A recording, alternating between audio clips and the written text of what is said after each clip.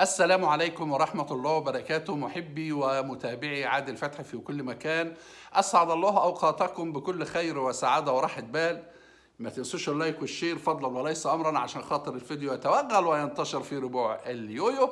أنا عارف إن الفيديو ده مش هيحقق نسبة المشاهدة المطلوبة، ولكن أنا بحطه حتى يكون موجود مرجعية لأي واحد يحاول يرجع ليه في اي وقت او ياخد منه اجزاء انا مسامح فيها. خدوا اللي انتوا عايزينه. انا عمري في حياتي لا بعمل حقوق طبع ونشر ولا كوبي رايت ولا الكلام ده خالص خالص. اللي عايز ياخد اي مقطع من ده ان شاء الله ياخد الفيديو كله براحته خالص. النهارده حاله من السجال وزي ما بيقولوا الشد والجذب الكبير جدا بين منصة وائل شطة والأستاذ خالد سني، وهناك أطراف من هنا وهناك أطراف من هنا. أنا الأستاذ وائل شطة بيقول أنا ماليش دعوة بفتحي الجوهري. لا، أنت ليك دعوة. أنت لو قدرت تقول له اسكت هيسكت. طبعا فتحي أثار نقطة ما كنتش أبدا نحب نسمعها، ونزل إلى مستوى من الأخلاق المتدني، منتهى التدني.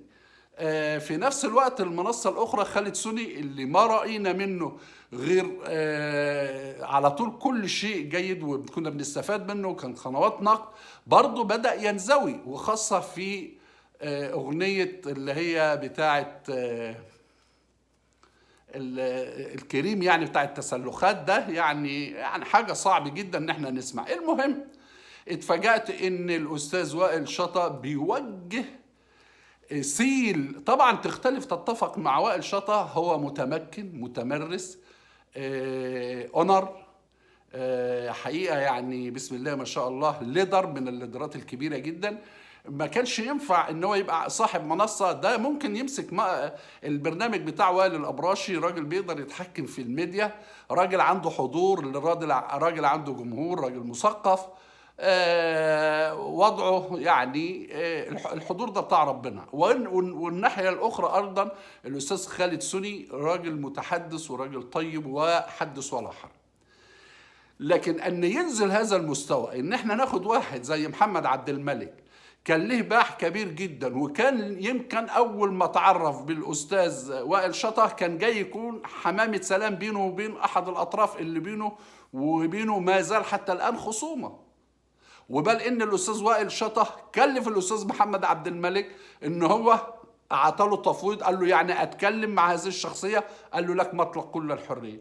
دلوقتي خلاص بقى محمد عبد الملك هو اللي خرم طبقه الاوزون. بقى محمد عبد الملك هو اللي عيلته كلها اخوانيه. بقى محمد عبد الملك سمسار انتخابات. انا والله لا تربطني اي علاقه بمحمد عبد الملك ولا اتصال ولا اي شيء. بقى محمد عبد الملك هو من نشر المخدرات في ربوع مصر. هذا كلام لا يليق، ومستوى من الحوار يعني ما ينفعش ان احنا منصة تطلع تدافع وبين له صبعك كده وكده ولازم كده والاصفرار اللي هنا. الاستاذ محمد عبد الملك رد وقال ده نتيجة السكر. في ناس قالوا لي طيب انت راجل بصفتك مرجعية وخبير متخبر في اليويو، قول لنا ايه الاصفرار ده وده نتيجة ايه؟ هل هو السكر او هو نتيجة تعاطي الصواريخ او ما يشبه المخدرات او السجاير؟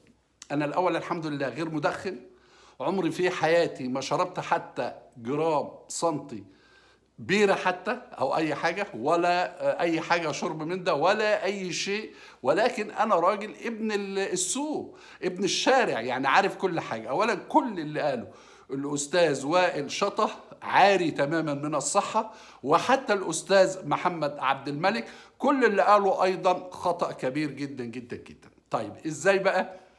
اولا اهل القاهره والجيزه لا يتعاطوا المخدرات الا قليلا جدا، فهم يتعاطوا البانجو. يعني اغلب الشباب بيتعاطى البانجو، لكن في ناس الاغنياء بيتعاطوا ايضا المخدرات. الاستاذ وائل شطة واضح ان هو من جيل التسعينات او الالفين او مش عايز اتكلم علشان الزمن اللي هو القديم، يعني بيتكلم على من 20 سنة. ايام ما كان اللي بيحب يتعاطى مخدرات كان بيجيب ورقة بفرة، يعني دفتر بفرة، وبيفرد السيجارة وبيجيب الصاروخ ويحطه، او يجيب سيجارة على سيجارة علشان يتخن الصاروخ ويعمله تخين ويشرب. ده الكلام ده كان زمان خالص، ما عادش فيه. طبعا احنا عارفين ان المخدرات او الحشيش، مخدر الحشيش النهارده ليه ميزان غير ميزاننا بالجرامات خالص. فهو يعني القرش 8 جرام، الربع وقية تقريبا 16، النص وقية 32، الوقية 64، في بعد كده التربة، وفي بعد كده الفرش، وفي بعد كده بقى التابوت او الكاميرا بقى لما تبدأ البحر يرمي بالكمر بتاعه. النهارده ما فيش الكلام ده خالص. الحشيش النهارده مش بيتعاطى بهذا الشيء. الاول ما زال بالجوزه، فاذا كان هيتعاطى بالجوزه هيبقى بعيد خالص عن اصفرار الصبع. انا معلش الفانز بتاعي مش هيستوعب الفيديو ده، معلش يعني عذرا ليكم، انا بعتذر ليكم. فبيحصل اذا كانت في غرزه او في مكان للمتعاطين، اذا كانوا 4 أو 5، لان المخدر الحشيش لا ينشرب منفردا. يعني ما ينفعش واحد يقعد، سوري في الكلمه، يحشش لوحده، لازم يبقى حواليه 5 6 7 ويشربوا. بيبقى فيه الاستاذ والمهندس ومش عارف ايه، كل بيلم الكل. المهم، فبيبقى موجود تابلو، وبيتحط على التابلو ده مثلا 30 حجر معسل بيتبصم، وبعد كده بيجي عيل صغير اللي هو بيخدم على القعده بالفحم بالكلام ده، بيجي يبصم الحاجات دي بيحطها. يبقى مفيش اي اصفرار في الايد، ولا مرض السكر هيجيب الاصفرار اللي قال عليه الاستاذ محمد عبد الملك. طيب اذا في طريقه تانية لتعاطي الحشيش، طبعا ما فيش النهارده ورق بفره ولا كلام من ده، في حقن على طول للسيجاره بيتم حقنها، او ادخال الانبوبه بتاعه القلم الجاف، بيحطها الاول ويعديها من السيجاره لحد ما يفورها بره خالص، وبعدين يشدها ويبدا يعمل لها عمليه بريمه. وبعد كده بقت الانبوبه جوه السيجاره رايحه جايه، بيروح حاطط الصاروخ اللي هو الجزء اللي هيحط من مخدر الحشيش، ويبدا يشده في الانبوبه، وبعدين يروح ماسك السيجاره علشان يشد الانبوبه فاضيه، ويبقى حقن السيجاره. تلاقي السيجاره علبه مارلبورو، علبه روزمان، علبه دانهل، علبه ميريت موجوده، اللي يشوفها ولا باين عليها اي حاجه، وقاعد بيشرب سجاير في العربيه وماشي ولا اي حاجه. يعني لا في بفره ولا في اي حاجه، لان في تكنولوجي. تالت حاجة، النهاردة المتعاطي لا بيستخدم ده ولا بيستخدم ده. ليه؟ لأنه بيحاول ياخد المخدر عن طريق الدم. فبيعمل إيه؟ فنجان قهوة، بيروح عامل فنجان قهوة وحاطط ما قيمته مثلا 3 بصمات حاجة، وحاططهم في الكنكة، وبيشرب علشان تأثير المخدر يبقى في الحال وقتيا. في بقى أقوى من ده، اللي هو عن طريق الشم. بيروح جايب كاس كبير جدا او كوبايه ميه، وبيغطيها مثلا بغطا زي لافاش كري مقوي، وبيحط بيحط دبوس، وجوه الدبوس بيحط الخابور اللي هو الصاروخ، سوري في الكلمه بيحط الصاروخ في الدبوس ويولع الصاروخ، يملى الكوبايه، ويروح عاطي للمتعاطي يقول له شم. يروح هو الشم بقى، بيروح جاي عنده في الرئتين هنا مقطعها، ويعطس بقى ويطلع ويبربر وكده، يعني يا رب كورونا تاخده بقى ونرتاح. طيب في بقى ناس لا ده ولا ده ولا ده، بيروح جايب ايه، صينيه زبيب، بيقول لزوجته اعملي لي صينيه كنافه، بس بدل ما تحط زبيب حط مخدرات، او صينيه بسبوسه وبدل ما تحطي زبيب في البسبوسه حط لي مخدرات. هكذا.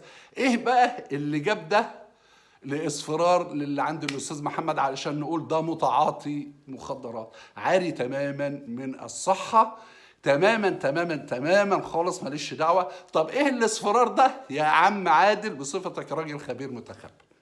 الاصفرار ده نتيجه حرق الجلد. اي انسان مدخن، انا الحمد لله عشان مش مدخن اهو، الصوابع ما فيهاش اي اصفرار اهو، فبتبقى بيضة. اي انسان مدخن لازم الحتة دي تبقى صفرة خالص، خاصة لو بيشرب السيجارة للاخر زي ما بيقولوا بيخمس. يعني بياخد لحدة الفلة، ما تحس الشياط في الفلة، مش بيرميها مثلا بعز وفيها نفسين 3. فبتعمل ايه؟ نتيجة الحرارة القوية والصهد اللي في السيجارة لازم تحرق الجلد. فنتيجة حرق الجلد نتيجته هيحصل ايه؟ هيبان اللي هو النيكوتين اللي هو فيها ده بيظهر. عايز تعرف ده ايها المدخن؟ هات فانيلا داخليه بيضه، اي ملابس بيضه، وخد نفس من السيجاره وانفخ وشوف انت اللون اللي هيطلع على الفانيلا الداخليه او على القماشه البيضاء هيبقى ايه؟ هيبقى عباره عن اصفرار، نفس الاصفرار اللي هو في الصوبه. فنتيجه صوبع الاستاذ محمد هو نتيجه تعاطيه السجاير حاف، من نتيجة الصهد ونتيجة النيكوتين اللي فيها والدخان اللي أنا قلته لكم بيعمل هذا. عايز تجربه؟ انفخ نفس دخان واحد في ملابس داخلية هتلاقيها كلها اتهببت بهذا اللون الأصفر. بالنسبة لمرض السكر، مرض السكر ربنا يكفينا ويكفيكم الشر، لما بيجي للإنسان بيعمل عنده عجز جنسي تقريبا من 30 ل 60% حسب الحالة اللي هو فيها. دي أعراضه. والريق ذات نفسه بيبقى ناشف على طول، عايز يشرب مية على طول، وبيبقى عايز يروح التواليت كل ساعة كل نص ساعة. ولو جاي ينام بالليل ما يقدرش ينام 5 ساعات 6 ساعات متتالية، لازم يقلق مرة واثنين وثلاثة. وزائد بيبقى عنده وجع في العين، والنظر بيضعف، وممكن يؤدي إلى انه يعمل انسان تماما يعني يفقد النظر خالص، وممكن ايضا يؤدي الى الفشل الكلوي. كل التحية وكل الاحترام، ونتمنى من المنصتين، أنا ده ليس دفاعا عن محمد عبد الملك، فهو عنده منصة يقدر يدافع فيها، ولكن لتقليب الحقائق، لأن كل واحدة دلوقتي هتروح تشوف صوابع جوزها تقول له طلقني. ده وائل بيه شطة بيقول انت بتتعاطى مخدرات، وانت بتتعاطى مخدرات ليه؟ وهو لا بيتعاطى مخدرات ولا اي شيء، ولكن بيشرب سجاير. فنتيجة النيكوتين اللي فيها، او انه بيشرب لاخر نفس، الاصفرار بيجي نتيجة حرق الجلد بتاع الجلد. وعلى فكرة في راجل جلده يتحرق، وفي راجل طبيعة جلده ما تتحرقش. بس أنا الحمد لله صوابع نظيفة هي، مفيش أي حاجة لأن لسه مدخنان، وإحنا مش عارفين الأيام اللي جاية دي هتودينا على فين. الله يمسيك بالخير يا متولي يا سعيد، لما قلت أنا عارف إنها أيام سودة واللي جاي أسود من قرن الخروف. كل التحية ليكم، بحبكم في الله، والسلام عليكم ورحمة الله وبركاته.